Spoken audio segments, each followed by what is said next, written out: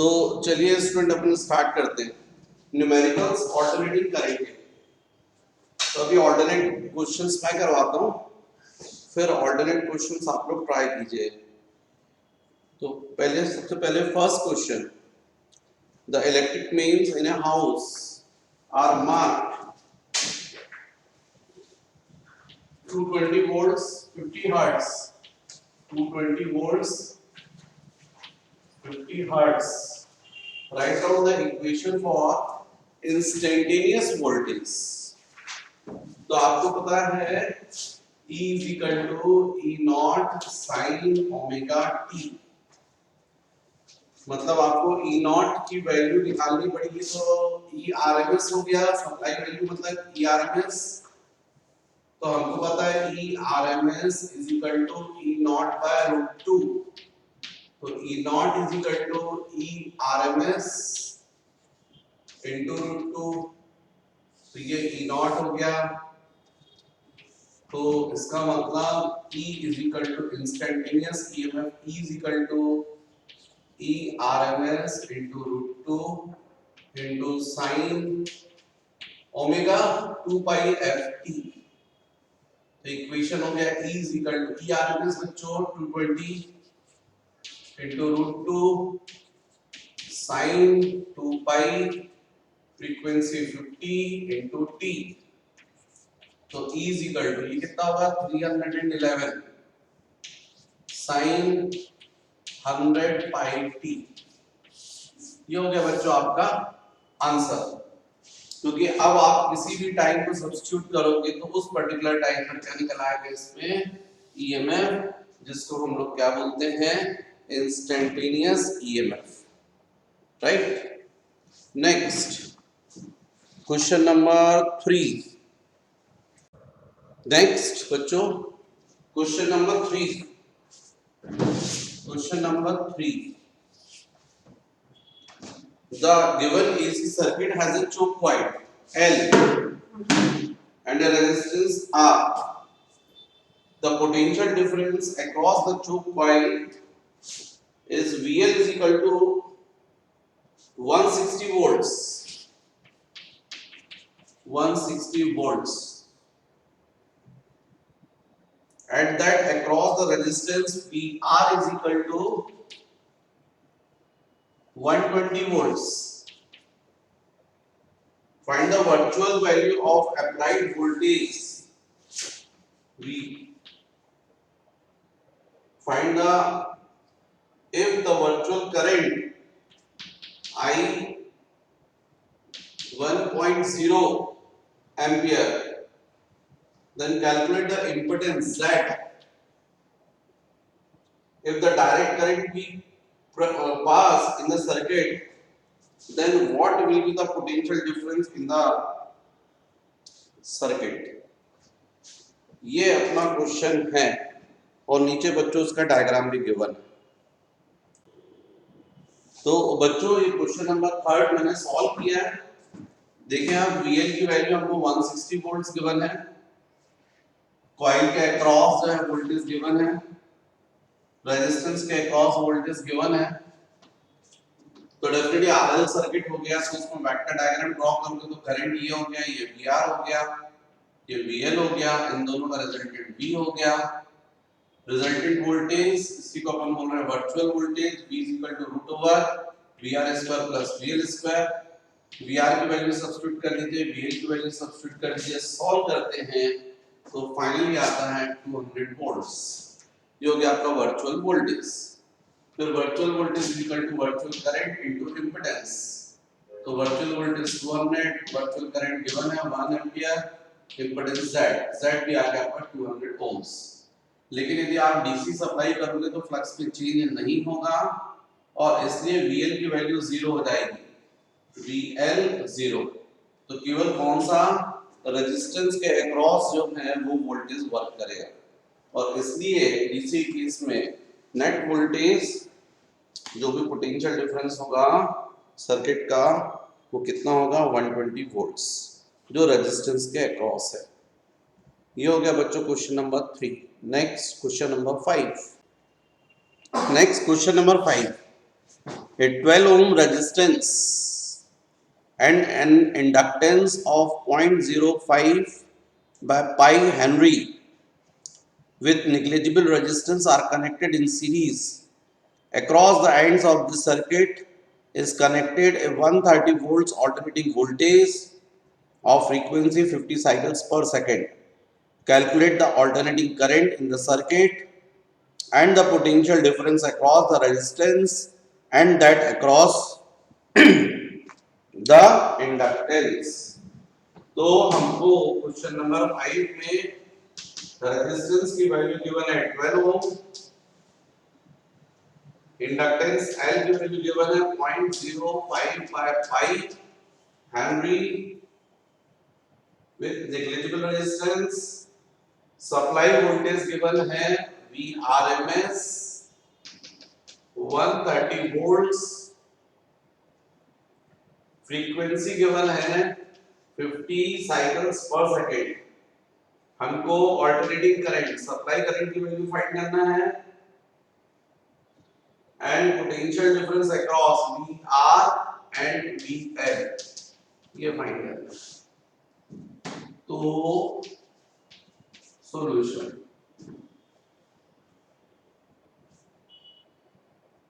सबसे पहले क्या करोगे, net voltage Vrms V is equal to Z find करोगे, पहले आप Z फाइंड करना पड़ेगा। तो Z के लिए आपका फॉर्मूला क्या जाएगा, क्योंकि RL सर्किट है आप देखिए, तो Z is equal to root over R square plus XL square, क्योंकि वेक्टर डायग्राम जब ड्रॉ करोगे तो ये करंट हो गया, ये VR हो गया, ये आपका VL हो गया और ये नेट वोल्टेज V, तो V is equal to root over VR square plus VL square, V हो जाएगा I इंटू Z, जाएगा root over I into R square plus I into XL square, I square common निकल कर cancel, तो Z आएगा, तो Z is equal to जाएगा root over R square plus XL square. ये अब आपको डायरेक्ट निकालते बनना चाहिए, तो Z is equal to root over R square plus XL omega L omega 2 pi F into L square. तो अब बच्चों अपन पहले इंपेडेंस निकाल सकते हैं, तो impedance Z is equal to root over R square 12 square 2 pi F 50 L 0.05 by pi square, pi cancel, Z is equal to root over 12 square plus 50 into 2 100 और ये 5 by 100 cancel, 5 square 25, 12 square 144 plus 25 169, 13 आ जाएगा। Z क्या निकाल लिया अपने, impedance. अब हमको पता है V is equal to I into Z, तो V 130 करंट फाइंड करना है और ये 13, तो इस कंडीशन में ये 13 से ये जाएगा 10, तो करंट की वैल्यू जाएगी 10 ampere. Supply current IRMS 10 ampere. जब ये आ गया तो अब आप VR निकाल सकते हो, क्योंकि VR इज इक्वल टू जाएगा I इंटू R, तो VR is equal to I कितना है 10, रेजिस्टेंस है 12, तो VR is equal to 120 volts. Voltage across resistance 120, फिर VL, तो VL is equal to I into XL, V is equal to I बोलो 10। Excel बच्चों ये निकाला था आपने 5 आया था, है ना, एक्सेल ही था ये 5, 3 into 5, तो V is equal to of 50 volts,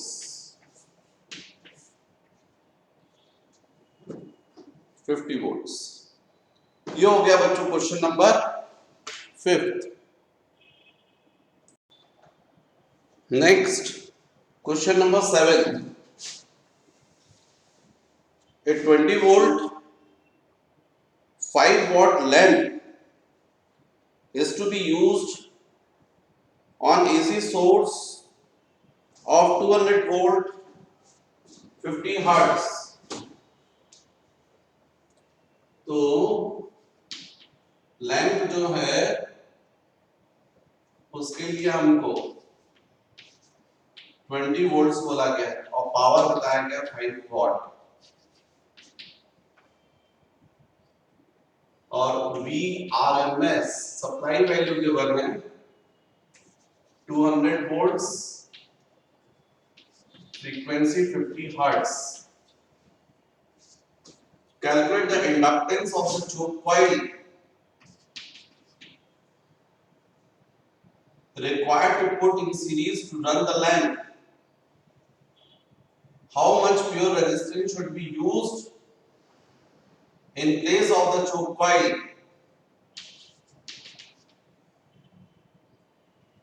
so that the lamp will run on its rated voltage?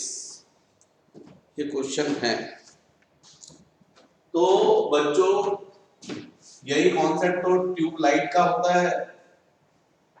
ये हो गया लैंप और लैंप का ये हो गया रेजिस्टेंस लैंप, और इसके साथ में आपको चोक कॉइल इसको यूज किया जा रहा है। मतलब ये होगा आरएल सर्किट, ये जाएगा आर और ये जाएगा एल, ये हो गया लैंप, और ये हो गया चोक कॉइल, चोक कॉइल जिसमें इंडक्टेंस। तो फिलहाल ये जो 5 वॉट का है लैंप, तो P is equal to V square by R। यदि हम इस फॉर्मूले की हेल्प ले लें तो पावर हो गया 5, वोल्टेज क्योंकि 20 वोल्ट्स पर ऑपरेट होता है तो 20 स्क्वायर अपॉन R। इसका मतलब R is equal to 400 divide by 5, 80। इसका मतलब लैंप का जो रेजिस्टेंस है वो 80 ओम्स का है और कॉइल का इंडक्टेंस सपोज L। तो हमको पता है Z is equal to root over R square plus XL square. ये हो जाएगा आपका इंपेडेंस। हमको सप्लाई वोल्टेज गिवन है, सप्लाई वोल्टेज गिवन है, और इस सप्लाई वोल्टेज का ठीक है, एक काम करो, पहले आप V resultant voltage V is equal to VR square plus VL square, पहले आप इसकी हेल्प ले लो क्योंकि सप्लाई वोल्टेज हमको गिवन है 200 और जो लैंप है वो किस पर ऑपरेट होता है 20 वोल्ट्स पर, तो 20 स्क्वायर प्लस VL स्क्वायर।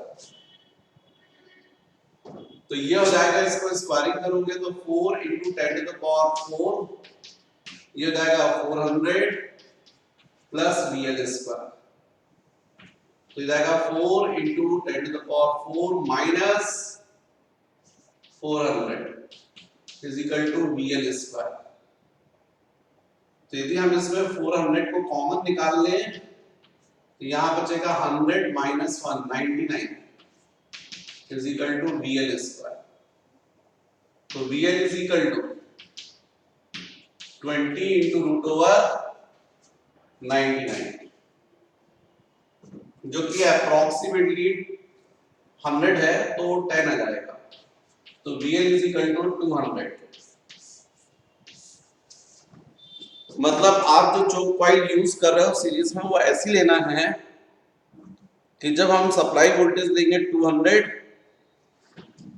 तो यहां पर जो वोल्टेज रहेगा 20 वोल्ट्स और यहां पर जो रहेगा वो 200 वोल्ट्स। अब VL is equal to I into XL,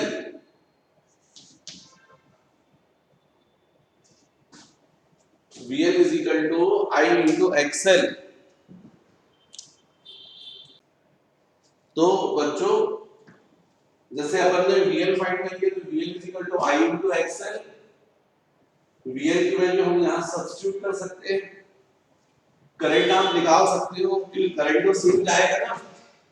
तो इस बल्ब में पावर कितना होना चाहिए 5 वॉट और वोल्टेज होना चाहिए 20, मतलब P is equal to VI। तो power upon voltage is equal to current. तो करंट पावर 5 है, वोल्टेज 20, करंट आ गया 1/4। इतना करंट आना चाहिए। यही करंट उसमें भी जाएगा आगे चोक कॉइल में भी। तो अब जब हमने करंट की वैल्यू निकाल ली है तो यहाँ पर करंट की वैल्यू 1/4 रख दो XL, जिससे XL आ गया 800। XL क्या होता है 2 pi f into L। XL omega है, omega 2 pi f into L। अब XL की वैल्यू हमने रख दी 800, ये 2 पाई f into L 800, 2 पाई फ्रीक्वेंसी 50 L 50 into 200, ये दोनों जीरो कैंसिल हो गए तो L कितना आ गया 8/पाई, मतलब 2.54 हेनरी। अब यदि आप ये चोक कॉइल नहीं लेते, इसकी जगह रेजिस्टेंस कनेक्ट करते तो टोटल रेजिस्टेंस हो जाता। तो फिर V equal to I into R dash बोलते इक्विवेलेंट रेजिस्टेंस। तो फिर आपका वोल्टेज सप्लाई वोल्टेज 200 हो गया, करंट 1/4 ही जाना चाहिए और R डैश की वैल्यू निकाल लो, मतलब टोटल रेजिस्टेंस होना चाहिए 800। अब टोटल रेजिस्टेंस किसका रेजिस्टेंस होता है लैंप का, प्लस जो आप एक्स्ट्रा चोक कॉइल की जगह रेजिस्टेंस इंसर्ट कर रहे हैं R। तो लैंप का रेजिस्टेंस 80 है, ये जो आप एक्स्ट्रा रेजिस्टेंस इंसर्ट कर रहे हैं वो R2 R डैश 800। तो इससे चोक कॉइल की जगह पर आप यदि रेजिस्टेंस यूज करते तो वो आपको रखना पड़ता 720 ओम्स। तो ये हो गया बच्चों आपका नेक्स्ट क्वेश्चन। नेक्स्ट बच्चों question number 9। An EMF is equal to 100 sin 314 t volt is applied across a pure capacitor of 637 picofarad. Find first instantaneous current, instantaneous power, frequency of power,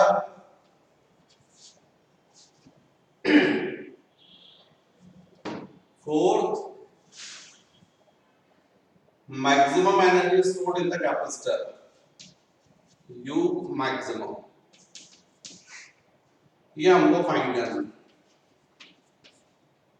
तो हमको instantaneous EMF given है।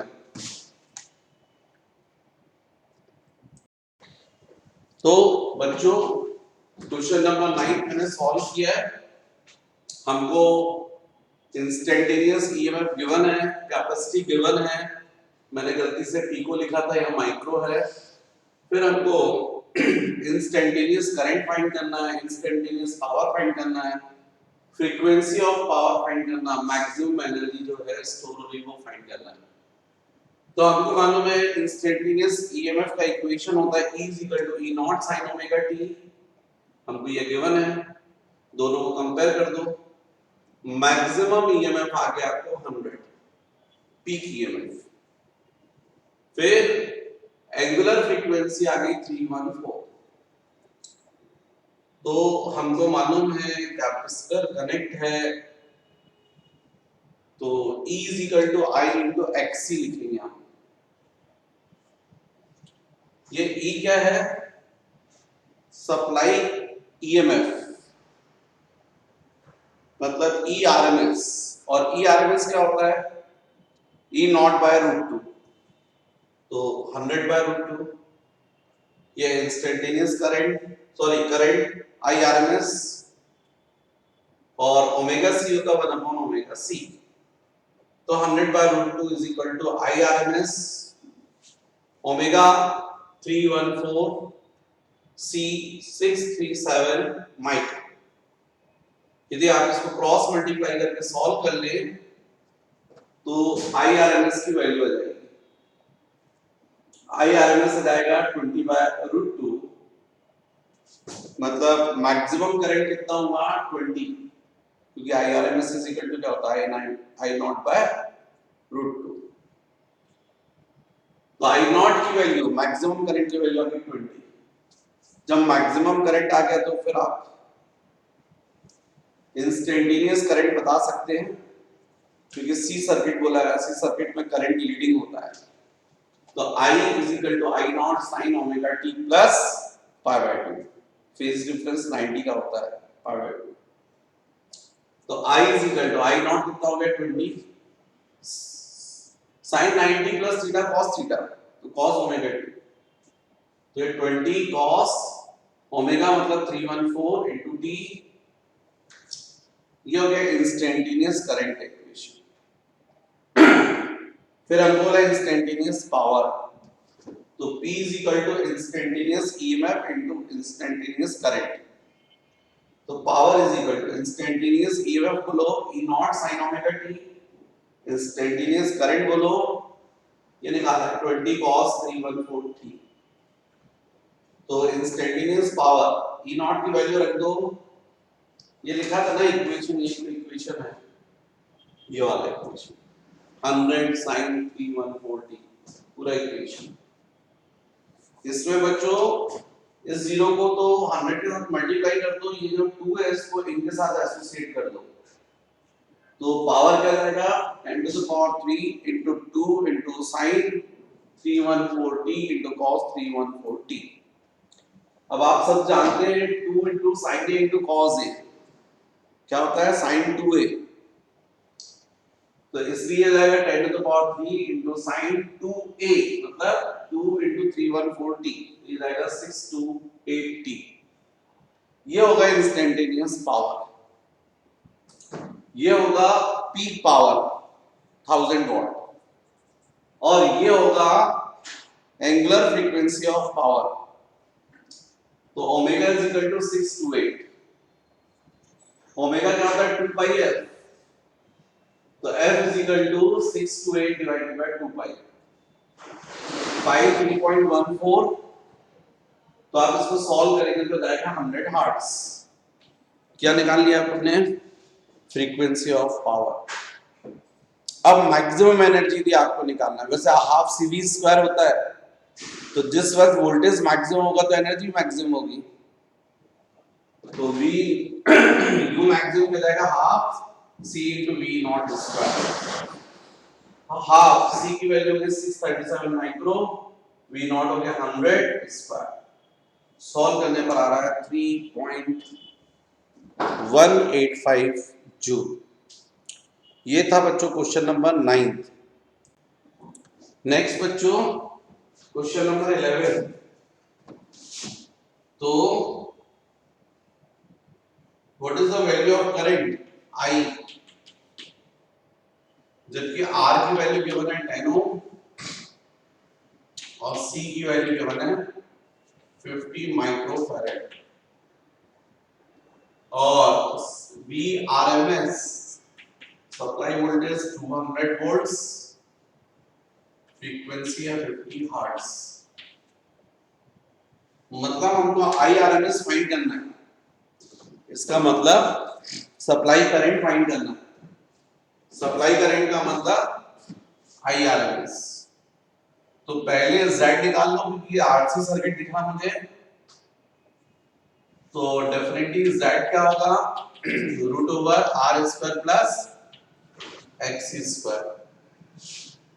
Z is equal to root over R बोले 10 square XC omega 1 upon omega C square root over 10 square 100 plus 1 upon omega 2 pi f मतलब 50 और C 50 micro square. Z is equal to root over 100 plus ये बच्चों 50 into 2 हो गया 100 into 50 5000 तो 1 upon 5000 पाई और ये जाएगा 10 टू द पावर -6 स्क्वायर। तो Z is equal to root over 100 plus यहाँ 10 to the power 5 pi into 10 to the power -3 pi को यदि अपन 3.14 की जगह 3 ले लें तो 5 इंटू 3 15 हो जाएगा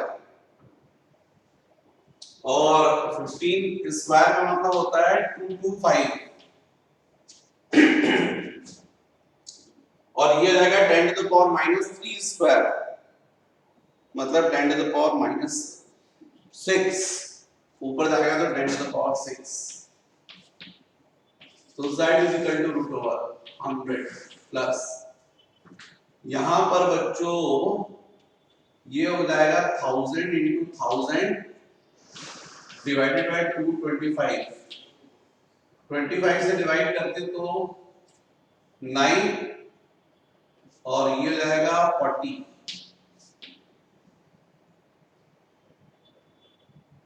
तो इसका मतलब Z इज इक्वल टू 100 को कॉमन निकाल लो तो स्क्वायर रूट के बाहर आकर हो जाएगा 10 जाएगा 1 प्लस ये जाएगा 4000 bye 9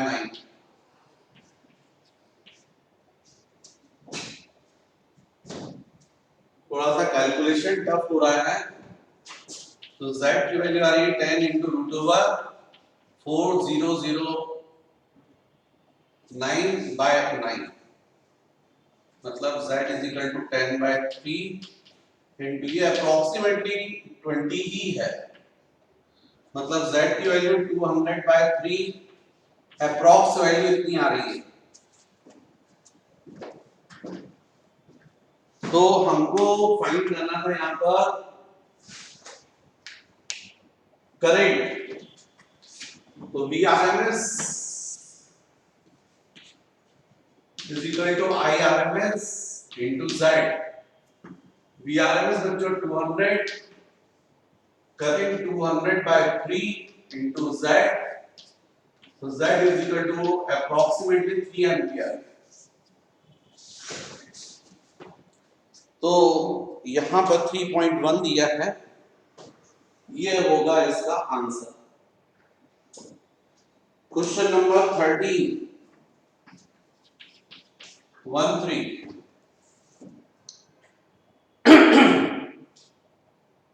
100 microfarad capacitor in series C 100 micro 10 to the power -6 R 40 ohm VRMS supply voltage 110 volts frequency 60 hertz। हमको फाइंड करना है I0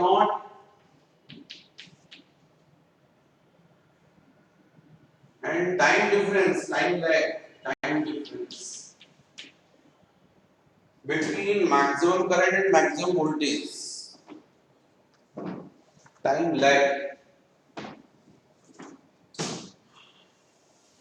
तो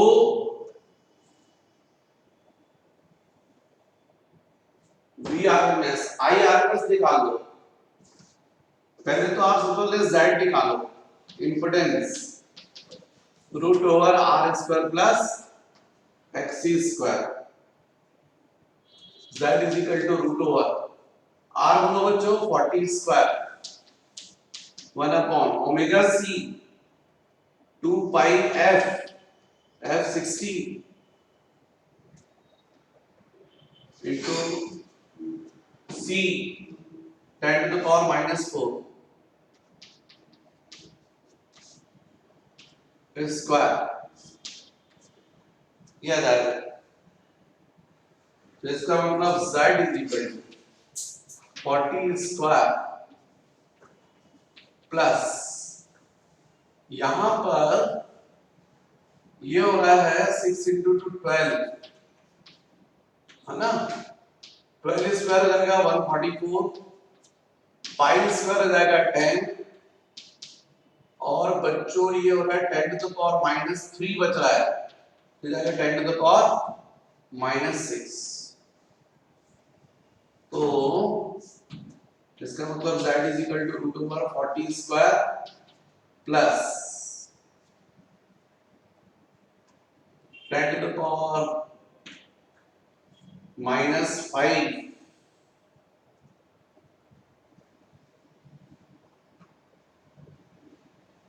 10 to the power 5 upon 144। ये आ रहा आपका इम्पीडेंस Z की वैल्यू। अब यहां पर VRMS गिवन है, तो IRMS is equal to VRMS upon Z, और IRMS क्या होता है I नॉट बाय रूट 2, और VRMS हमको पता है 110, और Z की वैल्यू और सब्स्टिट्यूट कर लीजिएगा सॉल्व करके, तो आपका I नॉट निकल आएगा। तो बच्चों क्वेश्चन नंबर 13 में C गिवन है हमको, कैपेसिटी R गिवन है, सप्लाई वोल्टेज गिवन है, फ्रीक्वेंसी गिवन है, पीक करंट फाइंड करना है और टाइम डिफरेंस फाइंड करना है, time lag between maximum current and maximum voltage. तो ऐसे क्वेश्चन से सबसे पहले तो आप इम्पीडेंस निकालो। तो आपको मालूम है आरसी सर्किट है, आरसी सर्किट के लिए यदि आप देखें तो आपको पता है ये करंट हो गया वीआर सेम डायरेक्शन में, पीसी डाउनवर्ड, करंट लीडिंग होता है सी सर्किट में और वोल्टेज लैगिंग, तो इन दोनों का ये होगा रिजल्टेंट वोल्टेज V। तो V is equal to root over VR square plus VC square, और इसीलिए Z इज इक्वल टू जाएगा root over R square plus XC square. तो अब आपको R की वैल्यू गिवन है, XC आप निकाल लोगे अब तो आप 1/2 पाई F into C से, तो F की वैल्यू 60 हो गई और C की वैल्यू आपको गिवन थी। तो जब हमने इससे सॉल्व किया तो इंपेडेंस आ रहा 47.9। अब आपको पता है VRMS इज इक्वल टू जाएगा IRMS into Z, तो Z is equal to IRMS is equal to VRMS upon Z, IRMS is equal to I naught by root 2। VRMS की वैल्यू आप सब्स्टिट्यूट कर दीजिए, 110 वोल्ट गिवन थी और Z आपने निकाल लिया, सॉल्व करेंगे तो मैक्सिमम करंट आ जाएगा। अब नेक्स्ट आपको टाइम डिफरेंस फाइंड करना है, तो टाइम लैग, ये तो बिल्कुल जैसा वेव्स में चलता है वैसा ही है एक्चुअली में। तो आपको वेव्स के लिए पता है, जैसे वेव्स के ऊपर होते हैं ना, सेम यहाँ पर भी वही होता है। जैसे ये वेव्स में हो गए क्रेस्ट क्रेस्ट, ये सेम फेज पे आ गए ना, और ये पूरा जो इनके बीच में टाइम डिफरेंस होता है तो पूरा वन ऑसिलेशन कंप्लीट होता है टाइम पीरियड। तो इसलिए अपन बोलते हैं जब टाइम पीरियड t है तो फेज डिफरेंस 2 पाई। यदि टाइम डिफरेंस डेल t हो तब फेज डिफरेंस कितना होगा 2 pi by t into del t। इसको बोलेंगे फेज डिफरेंस। इसका मतलब ये आपका फॉर्मूला मिल गया। मतलब मुझे तो याद करने का तरीका ये है मेरा, आप अदरवाइज याद कीजिए। तो ये time difference is equal to होगा phase difference upon 2 pi into capital T।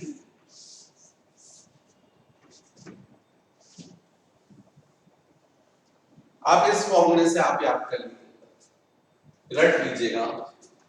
Del T is equal to phase difference upon 2 pi into capital T। Capital T जो है टाइम पीरियड तो 1 upon frequency.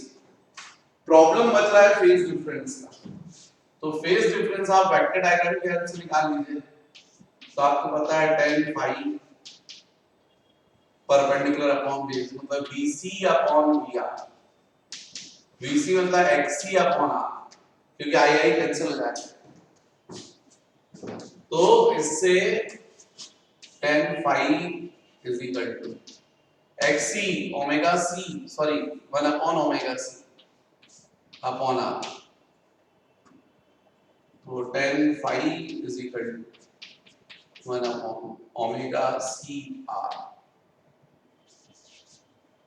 tan phi omega 2 pi f, 2 pi f मतलब 60, c 10 to the power minus 4, r 40। इसकी help लेकर phi निकल आएगा, tan inverse कर देंगे। इसको आप करके देखिएगा तो ये फाई की वैल्यू जो है वो आएगी आपके पास। तो बच्चों ये जो क्वेश्चन नंबर 13 है इसमें आरसी सर्किट है, और आरसी सर्किट में हमको मालूम है यदि हम ठीक है tan phi की वैल्यू आप निकालिएगा परपेंडिकुलर अपॉन बेस की हेल्प से VC अपॉन VR। तो VC I into XC और VR I into R, I cancel XC upon R। इससे आप यदि वैल्यू रखेंगे तो tan phi की वैल्यू 0.66 आ रही है, phi की वैल्यू 33.4 डिग्री। और फिर ये जो आपका फार्मूला है इसमें वैल्यू रख दीजिए del phi। मैंने यहाँ पर phi से बता रहा हूँ, एक्चुअली फेज डिफरेंस ही है वो। तो 33.4 डिग्री में रख रहे हो तो ये 2 पाई कितना जाएगा तो डिग्री में 360, क्योंकि पाई मतलब 180 डिग्री होता है। तो ऊपर भी डिग्री हो गया नीचे भी डिग्री तो चलेगा सेम यूनिट।